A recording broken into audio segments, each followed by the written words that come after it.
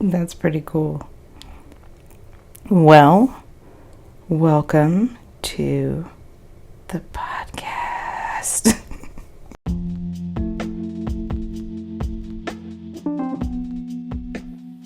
Welcome to Freedom to Fight. I'm your host, Anura Mathis, and today I'm so excited to introduce this episode. I have the immense honor of interviewing one of my mentors, Dr. Michael Ellison. He is an LPC, a licensed professional counselor, supervisor. He holds a PhD in psychology. He founded the graduate program that I completed in my master's. He is just such a positive influence in my life and in the community, and I am so honored to share this with you. So without further ado, Dr. Michael Ellison.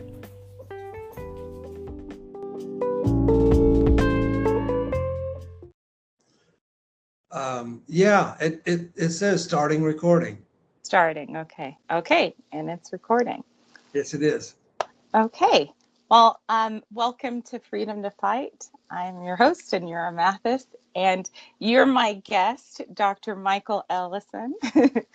I'm super nervous, and I shouldn't be. We were just talking before this, but this is a very important interview to me. I know that. Oh, and my light went out. Oh well, it's already drained in the time that we've talked. But this is a very important interview to me because I know that you know so much about trauma, and that's my focus. My lens is on the lens of trauma as a professional. So I'm gonna let you introduce yourself so that my audience knows who you are, and then we can start talking. Well, it's awkward for me to toot my own horn, and so I'm just gonna. But my history is a long one. I've been because I'm a man of a certain age now. I actually started my professional life over 50 years ago. And that's a very hard thing for me to realize, that I graduated college in 1971, long before you were born. And so my early start was, I got into skydiving when I was a teenager, actually. And I became a skydiving instructor and a parachute rigger, and skydiving was my life for so long. And I was doing that all the while that I was in graduate school, trying to put myself through college, doing odd jobs, and then put myself through graduate school on a very gradual basis. As you can imagine, it's very expensive to fund that. And so I got into flying airplanes, flying skydivers, and eventually became a full-time professional pilot. And I flew for an airline for several years.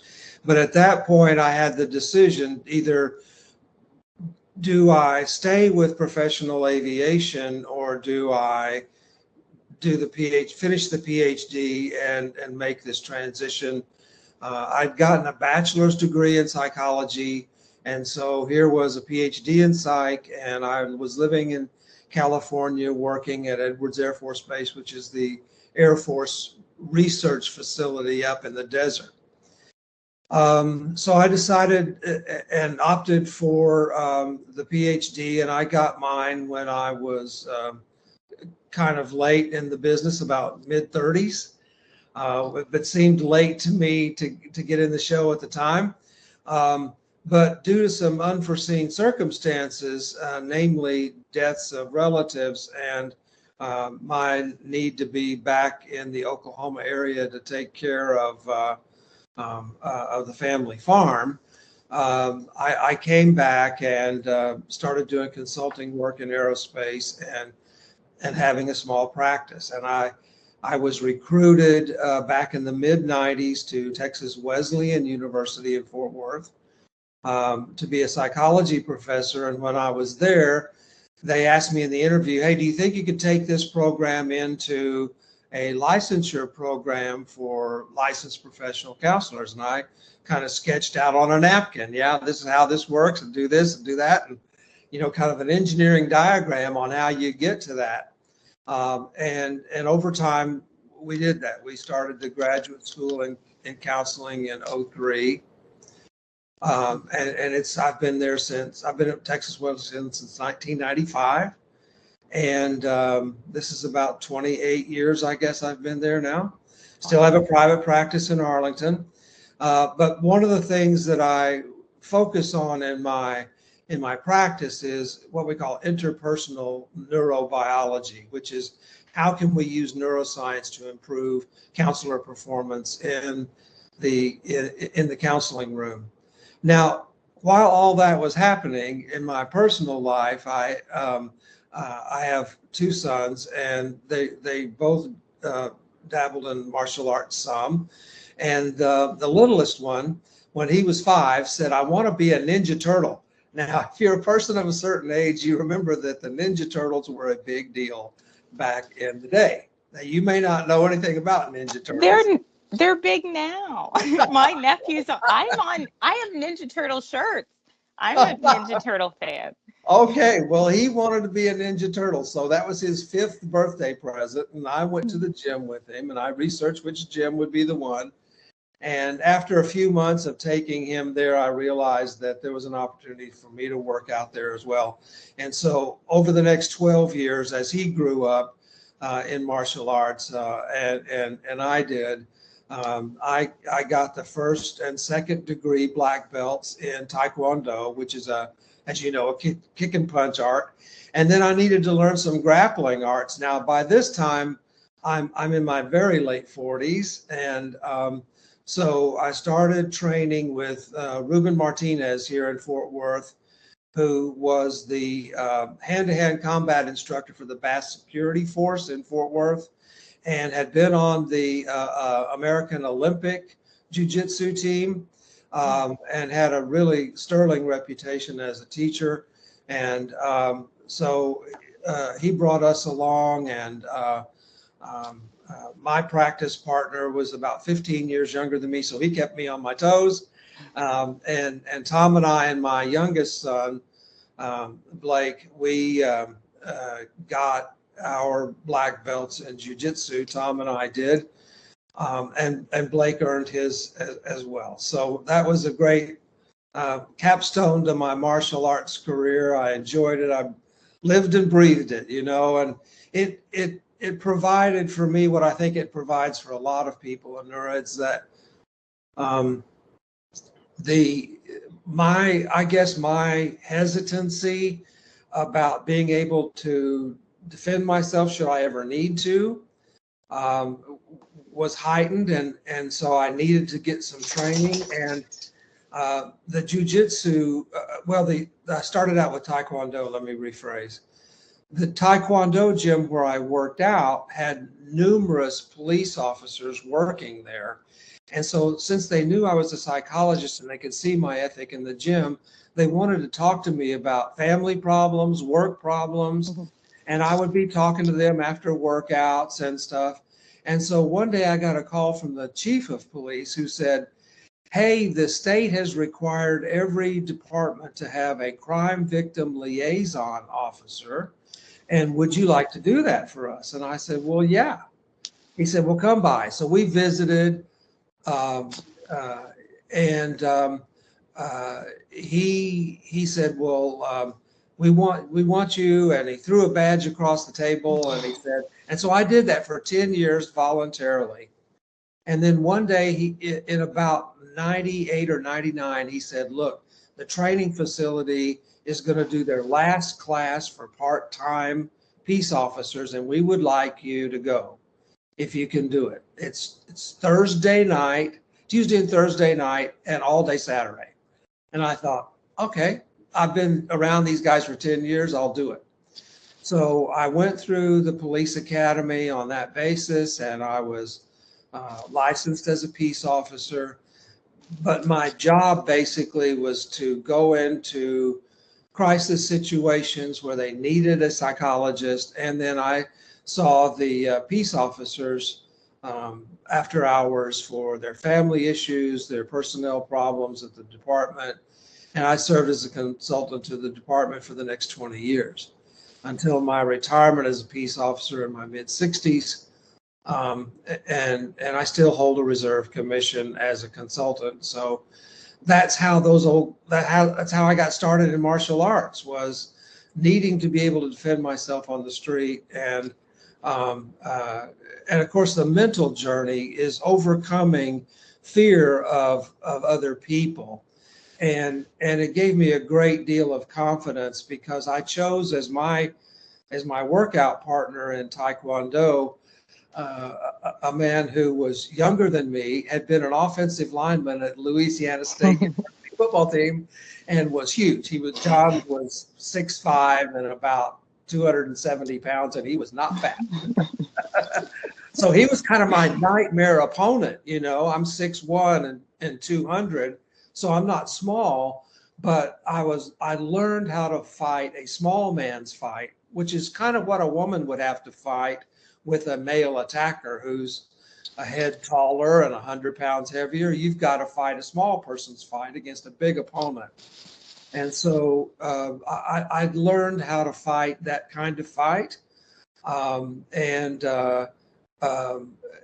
yet over a time, the martial arts and the police, I still see first responders in my private practice.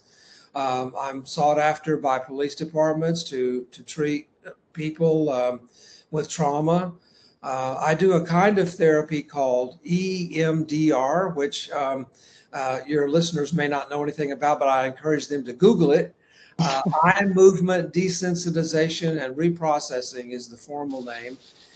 Invented about 30 years ago by Francine Shapiro, who was herself a trauma survivor and just noticed something in a walk in the park, the famous walk in the park in our business.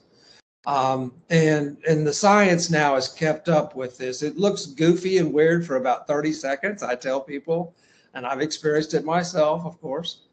For about 30 seconds, it's weird, and then your brain finally gets it. And what EMDR actually does is, the research shows, is that the eye movements cause the brain to communicate within itself in a different fashion. And we call this in neuroscience interneural connectivity. So just like you see people with treatment-resistant depression who are using hallucinogens like ketamine or psilocybin mushrooms, it changes the way the brain talks to itself. And so depression seems to be alleviated. I have some patients who have done ketamine. I insist that they don't experiment it with themselves, that they go to a licensed physician who's been trained to use this. I see people going on ayahuasca things, either like to Costa Rica, or they kind of doing it on their own. Hallucinogens, as you probably know, have been around for literally thousands of years as medicine. In fact, I just read last week where they had unearthed an altar in Israel from about 5000 BC. So this is 7,000 years ago. And when they analyzed the burning material on the altar piece, they found cannabis as part of that altar sacrifice. So this has been used since ancient times.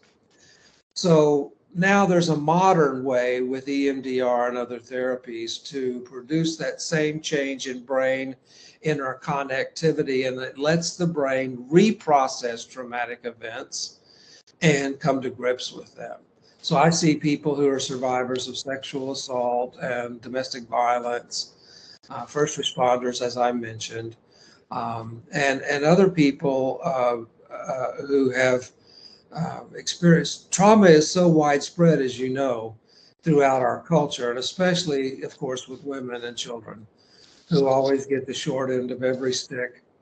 And so I've been a very busy person, and since COVID, I remember I'm still catching my breath from it, but after the vaccines became available in January of 2020. By spring break or by March of 2020, my private practice requests doubled in a month. Wow. And I'm reluctant to say no because people need help, And EMDR works so quickly, and that when I do an analysis of the patients that I've treated with EMDR, 1/3 of patients have only required one EMDR session, and another That's third, phenomenal. and another third have only required 2 EMDR sessions. So it's very quick, and people look at me and they go like, "Are you kidding me?" I feel great, and that's my addiction. So that's my drug of choice, is getting to sit in front of people and watch their brain reprogram itself right in front of me. That is the sweetest juice ever, and I love it. That's what I do. Well, I thank you for all of that. I have to talk to you about EMDR, and I have completed the training. I haven't started practicing, but I did about 8 months of EMDR myself, and I'll return because it's so effective. It's so effective, and so my EMDR therapist had the same experience with me, that she was amazed how quickly it was working with me. She said it was the fastest that anybody had reprocessed. And I'm sure my background in meditation and therapy and everything kind of helped me through that process. Sure. But it is so effective. I can't wait to do this. I can't wait to practice. Yeah, I think it's I think not just this one EMDR practice, but practices like that will surely develop over the years to come. That's the future of psychotherapy, it seems to me. That the idea that we could, not every person requires EMDR therapy, but those that do, this is the psychotherapy of the future, I think. I agree with you. And I had, in my experience, in my personal experience with EMDR, an EMDR session, and then we would have like a talk therapy session, and then we would return to it. And sometimes that pattern would be different, but I think that this, at least from my EMDR therapist perspective, said it wasn't so taxing for her to practice EMDR compared to talk. She worked in the criminal justice system and just was really at her wit's end before she found EMDR therapy, and that's what saved her career, because it just was too much for her otherwise. Yeah. And to that point, I had been what I thought was a pretty successful hypnotherapist, which is the old school way of treating trauma, right? And I had practiced as a hypnotherapist for 40 years, and people kept saying, "You need to do this EMDR training." I refused it for 15 years. I was the most skeptical, the most dyed-in-the-wool. No, that's BS. I'm not doing that. And yet people whose clinicians that I knew and respected, they said, "Man, you need to do this. This is the real deal." And I finally said, okay. So I got the book, I scheduled the training, I studied that stuff. I thought, I'm going to walk in there and tell them how the cow eats the cabbage. This can't work. This is BS. And of course, like Saul was converted on the road to Tarsus in the Bible, the conversion of Saul to Paul was my experience. That once I got in and experienced EMDR for myself as a recipient, and then I started to work with trauma survivors just in the training, then I realized, I've been such an idiot. I kicked myself in the butt. I thought I should have done this 15 years ago when I was all tied up in my ego and tied up in being skeptical. I encourage people to be skeptical now. That's fine with me because the technique is so robust. The technique is going. their brains heal themselves. And in a very real way, that's what I think it kind of saved my career as a hypnotherapist and a psychotherapist in general, as well as your therapist, because I started using EMDR 12 years ago. I'm certified in EMDR, and the past 12 years, it's been so much easier and so much quicker. And the reason why is that in hypnotherapy, I have to use my brain to try to help your brain. And in EMDR, your brain is fine. It'll heal itself. All my job is as an EMDR therapist is to set it up, to make sure the setup works, and then your brain gets the traction it needs. It talks to itself in a different way. And the healing, the true permanent healing of people happens right away. My first client was an Army sergeant just back from Fallujah. I say just back. He had been back 10 years, and he had a trauma memory that he was seeing 24/7, and was married, had little kids, and basically his wife sent him to me and said, you have to get fixed right now. And he walked in, and his first statement to me was, I can't live anymore like this. I can't see this anymore, and I'm not going to make it. And of course, the suicide rates with combat veterans is horrible. So I ended up doing 3 EMDR sessions with him, and then I said, I want you to come back. And he was my first client with EMDR, my first client. And I said, I want you to come back in 2 months for a follow-up. And he walked in and he said, on the drive over here, I tried to see what I've seen for the past 10 years, and I couldn't even pull up the memory. And I said, yeah, your brain's seen it enough. Yeah. You can't see it anymore. So it's learned from that. It's gone on. I said, I'm going to call you now every year on this day, because I want to check up. You're my first client. I'm going to check up to see how durable this is. And of course, over the years, that phone call was not really a checkup on his durability, but just like, hey, how are you doing? And so the last call I had with him was about 3 years ago. And I said, man, how are you doing? He said, Doc, I'm getting ready to retire from the military. He said, the cows are fat and my girls are beautiful. He has 4 beautiful blonde-haired daughters. He said, the cows are fat and the girls are beautiful. I said, well, it's good it's not reversed, that the cows are beautiful and the girls are fat. And he said, yeah, he said, I've had a great time and I appreciate so much. I said, I'm not going to pester you anymore. 10 years. And I appreciate the chance to talk to you. And that was the one patient that I had followed for obvious reasons for 10 years. And it was a permanent, of course, as you know, EMDR is a permanent change to the brain's wiring. And so those are the therapies that I think we're going to see in the future.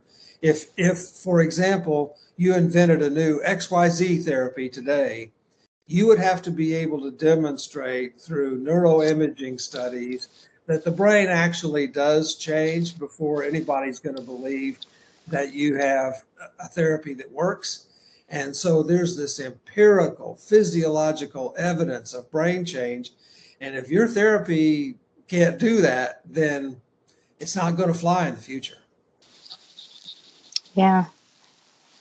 Thank you for sharing about your first patient. I wish I'm very grateful for my time with you, my how I met you and you being a mentor to me. But I almost wish that I met you as a client so that I could receive therapy from you, because obviously this type of therapy is life-changing, but to have it be delivered by you, I think that would be a blessing, in other words. Yeah. Well, thank you. My little prayer every day is that first line of the prayer of St. Francis, Lord, make me an instrument of thy peace. And that's my prayer every day. And so I've kind of got to deal with God. As long as I'm doing this, then I'm just in service, until I can't anymore. And I tell my students I'm going to keep teaching until I'm dead, and then maybe a few weeks after, depending on how I feel. So I said, if you see me ghosting into the room on test night with somebody else up in front here, that's me. I'm just checking up on you, making sure you're doing okay. Because, I've had a near-death experience, and when I was a teenager, and I'm not going to try to derail our conversation. That's probably a conversation for another day. They would incorporate a lot more about spirituality and be my guest. You're my guest. It happened by accident that I had to disclose myself because I kept this a big secret for many years. But in my first years at Texas Wesleyan, I taught a course on death and dying.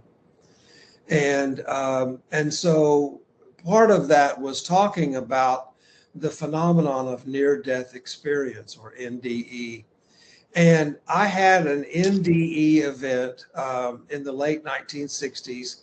And as a psychology undergrad, I knew that if I went and talked to anybody official, that they would label that a psychotic experience, and I'd be put in some mental institution behind a locked door because they would think I was psychotic.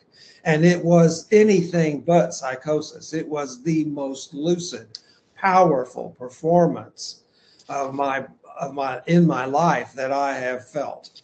And I still remember it in every detail, just like it was last night. And briefly surrounding the events is that I quit breathing as a result of something that I had eaten. I didn't know that I had a food allergy to this until after this event. But I quit breathing and I fell onto the floor, and the people around me started to do CPR. So they started to do CPR on me, and as that happened, I remember drifting up from my, oh my goodness, I'm sorry. No worries. I remember drifting upward from my body, looking down at my body on the floor, and all of who I was, my personality, my memories, everything was still with me. I was still me, but I was no bigger than a pinpoint of light. And I could see them working on me. I heard them talking. These are the common NDE experiences that many people have had and read about, but at that time, there was no information about this. Raymond Moody, MD, his first publication about this phenomenon, Life After Life, was in 1976. So this was about 8 years before that was ever published. I continued to pass through the ceiling of the house I was in, up into space. At this time, there had been no pictures broadcast of Earth from space. Those views came later in the Apollo space program.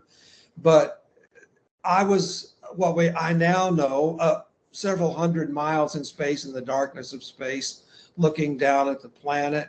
And there was this big shaft of light, and I thought, I understand it all. I was having trouble in physics class, and all of a sudden, who I was out there drifting as a point of light in space, I could understand the physics of the whole thing. Boy, I wish I could have brought that back. How old were you? I'm sorry. I was 19. Wow. I was 18 or 19, I think.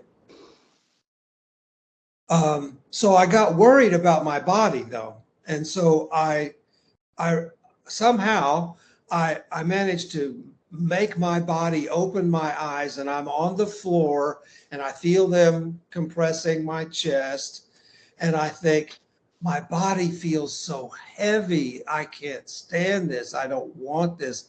I want to be back up there. And so I was, and I thought, I'm turning towards the light. This is it. I'm ready. This is wonderful. I don't have the pain anymore, the feeling of the heaviness anymore. And then the very next moment, I'm slammed back into my body, and I'd go, and they all kind of go, oh, okay, well, we got him back. And Wow. And so they said, well, we need to take you to the hospital. I said, no, I just need to rest. I'm not ill anymore. I don't want to, because I knew what they would do. They would lock me up. And so what happened, and as a result of that, is that over the next 4 or 5 years, I worked my way through every piece of religious and spiritual literature I could find in the university library and in other libraries that I visited, other bookshops. I studied spirituality, religious practice, because I knew there was nothing in Western science that would explain what had happened to me. And it, as I mentioned before, it was years later that medicine started to write what we now know as this long literature about near-death experience and how widespread it is and how long ago it's been reported. I mean, this is the soul visions of people from biblical times and way before. In fact, I went back to the Bhagavad Gita and the Vedas and read those, and this experience that I had been written about 10,000 years ago. And of course, I can't read that language, but the English translations I studied, and then that has been a spiritual undercurrent in my life since then. So I don't talk about that in my in my sessions with clients, because they're not there to hear that story. Sure. But I know that you've had a long tradition of spiritual education and training and commitment. And so I think that makes it perhaps more understandable for you and for your listeners. Certainly. I'm having an experience here. I'm trying not to cry, because I do understand exactly what you said. And my mom has passed away. She passed away last year, but she prepared me for her passing my whole life, and describing some of the things that you just described. And we're both we're out in the universe, and we're also in our bodies. Yeah. And there's other elements too, but that to me is such a, thank you for sharing that. Now the world can hear that story. And as I'm listening to you, I think that I had a similar experience with my recent injury, with my concussion. So a little bit different, but and maybe a little bit more spread out, but I can very much so relate to that experience. I know exactly what you're talking about. Oh, good. To me, after I started to see physicians publishing about this experience, and of course, that's kind of the classic book from 1976 that started the subsequent discussion for the next, 40 years now, 50 years about this near-death experience in Western medicine. And I still read volumes of that literature to work on that. A guy named Kenneth Ring, a PhD in California, worked for the Menlo Research Institute. MRI is a big brain institute in California. Ring's taxonomy, which he developed, the story goes that he put an ad like in the LA Times or something one weekend that says, hey, if you've had any experience like this, call this phone number. Let us, if you want to participate in a study, we want to find out. They were inundated with people. They had like an N of 8,000 in this study. Wow. And it was amazing. And so he looked at all of the data from these reporters that reported into their study, and he identified the common elements to all of them. And I've used it in my practice when someone's had that experience, to normalize that experience with them, and have them look at rings taxonomy. In fact, there's an international association of near-death studies. People can look that up on the internet if they need to. IANDS, the International Association of Near-Death Studies. And IANDS promotes education and training for people who have had these kinds of experiences. And here locally, there's a professor at North Texas University that I have worked with and spoken to about my own experience. I have a crying dog. I don't know if you can hear her or not. Yeah. You can. Yeah, she's like, I need to go outside. You can't go outside right now. I'm sorry. Go ahead. That's okay.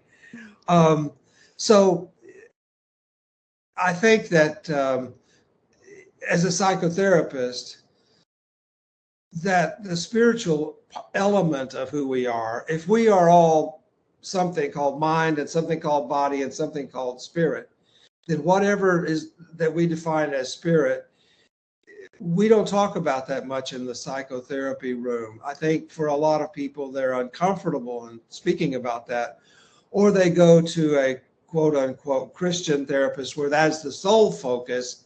And there's a really, I think, oftentimes a deficiency in psychotherapy training and skills. And so blending all of that together is the best thing for the patient, I think. And so bringing forth their own spiritual strength is important. And the addiction community has known about this forever, because that's what 12-step is. It's a spiritually based treatment.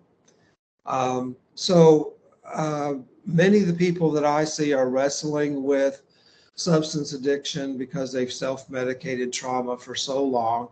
And then if we quickly heal trauma with EMDR, that's great.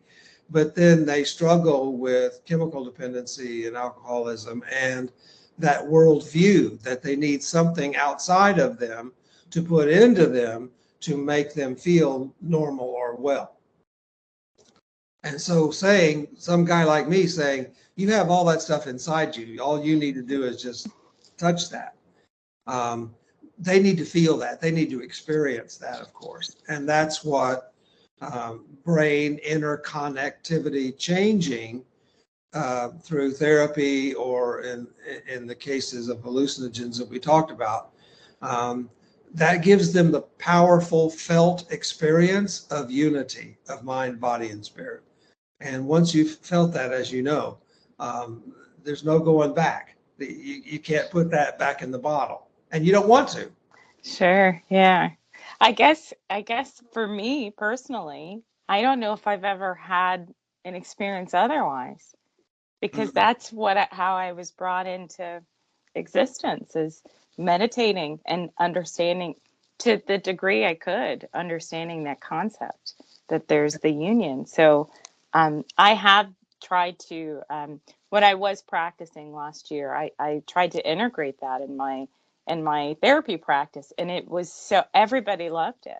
Everybody loved to learn about meditation and to practice with me and to hear what I had to say, which has always been kind of a secret, that's my private life, but that's my identity. That's where I come from. So, talking about it now on the show and revealing to everybody how I grew up, I think is really beneficial. Well, it is. And in medicine now, they study something called HRV, which is heart rate variability. And what I do in my practice is I teach people that old breathing by 4, right? You intake for 4 counts, you hold it for 4 counts, you exhale for 4 counts, and then you rest and do nothing for 4 counts. So I'll say, okay, let's take your pulse, and they'll take their pulse. Before we start, we do 4 of those 4 breaths, which takes maybe 20, 30 seconds. And I say, let's take your pulse again. Well, invariably, their pulse rate will have dropped because they're giving a powerful message to their medulla, which is responsible for our breathing, that says the lion's not at the door. You don't have to be eaten alive. You're going to be fine.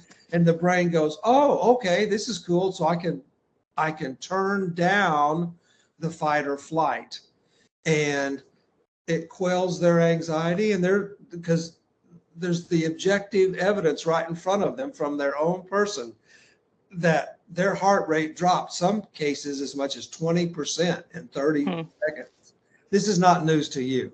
It may be news to your listeners, however.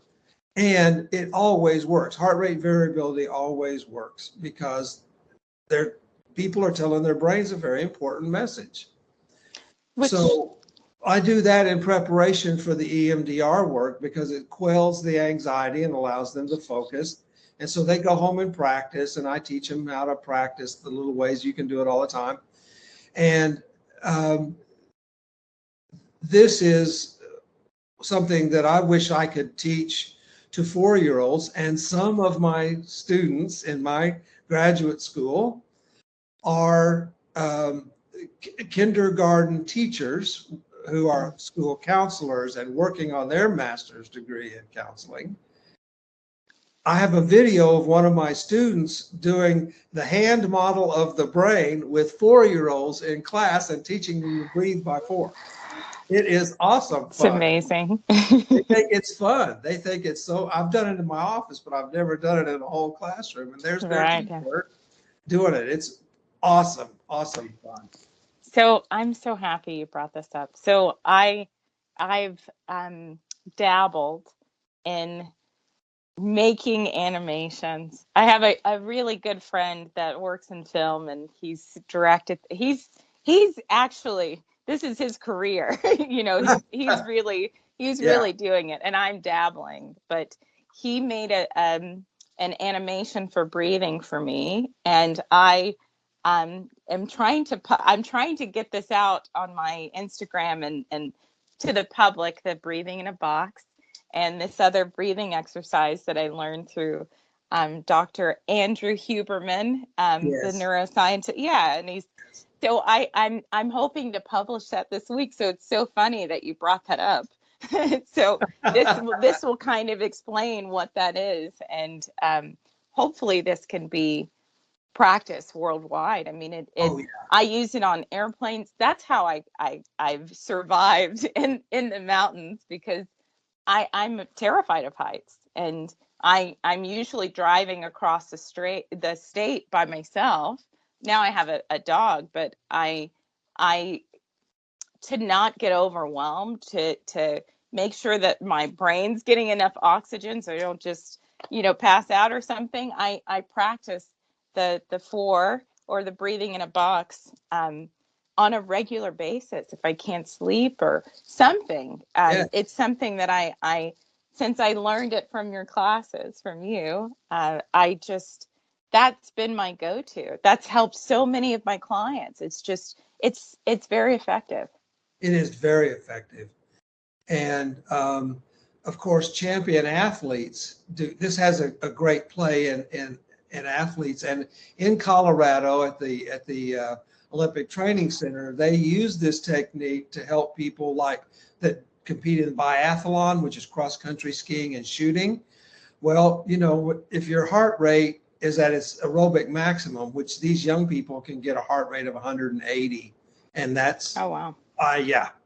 So you get a 20-year-old who's in Olympic skiing condition, and they can put a heart rate of 180 up for hours, and that's how well conditioned they are.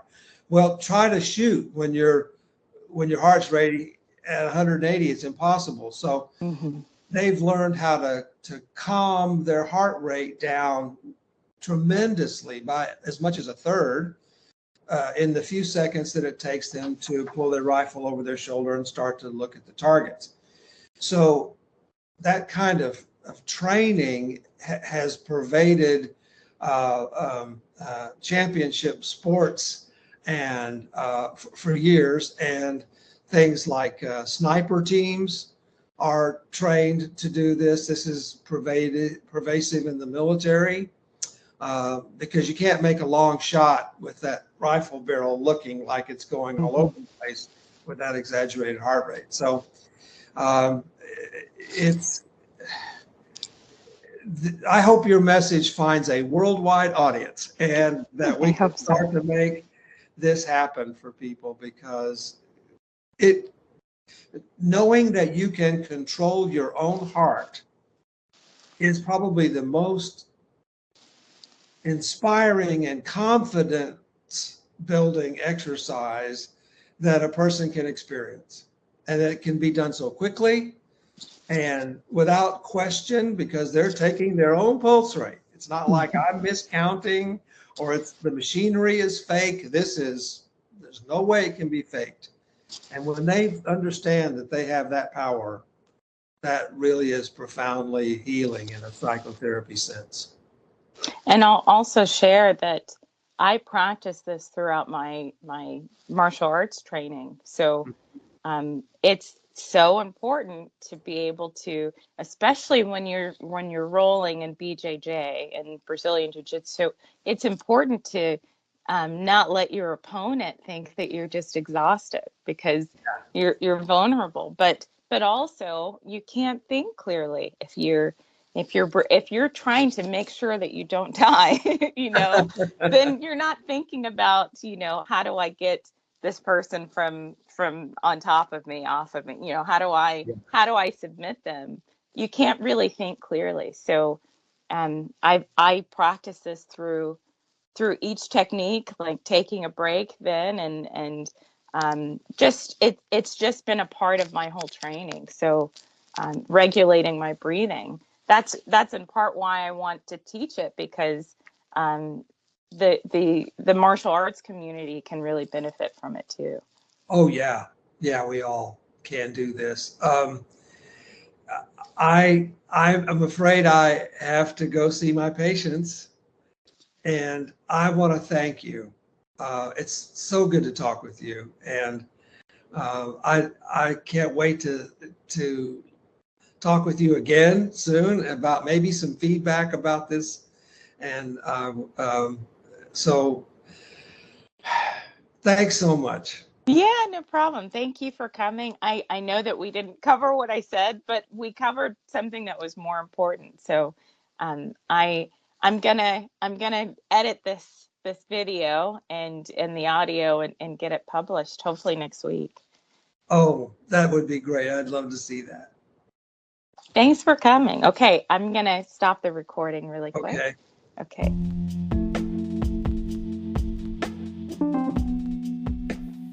And that's it. Thanks so much for joining us today. We covered so many topics. But if you have any questions about what we covered today, please feel free to reach out to me. Reach out to me anyway.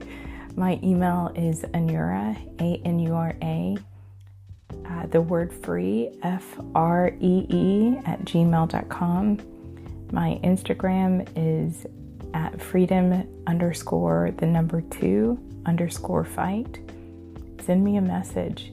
If you have questions about what we covered, if you have questions about how to connect with a talk therapist or an EMDR therapist, if you're a mental health professional and you're interested on being on the show and talking about your practice and your techniques, please reach out to me.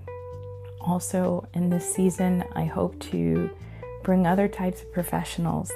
I'm really looking to attract some musicians and get some music on the show, music and mental health. I would love to interview all types of people, so please reach out to me. This has been Freedom to Fight. Thanks again for listening, and see you next time.